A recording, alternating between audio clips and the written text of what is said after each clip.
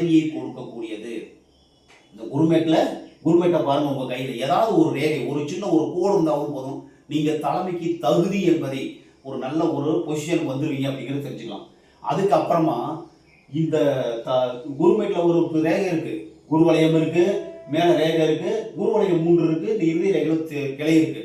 இருந்தாலும் இதுக்கு உதவி செய்யக்கூடியது விதி ரேகை நல்லா இருக்கான்னு பாருங்க. கீழே இருந்து விதி ரேகை நல்லா ஷார்ப்பா இருக்கு.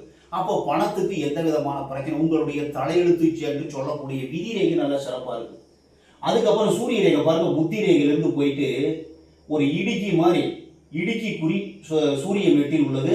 அது புத்தி ரேகை புத்தி ரேகையிலிருந்து சூரிய ரேகை போகுது. நல்லா சிறப்பான ஒரு அமைப்பு. 30 வயசுக்கு மேல டாப் விஷனுக்கு டாப் கியர் போட்டு நல்லா வாழ்க்கையில புத்தியை பயன்படுத்தி வாழ்க்கையில் வெற்றி பெறக்கூடிய ஒரு அமைப்பை இந்த சூரிய ரேகை உருவாக்குது. சரிங்களா? இப்ப குருமேட்டு ரேகை இருக்கு, விதி ரேகை இருக்கு, சூரிய ரேகை இருக்கு. புத்தி ரேகை நல்ல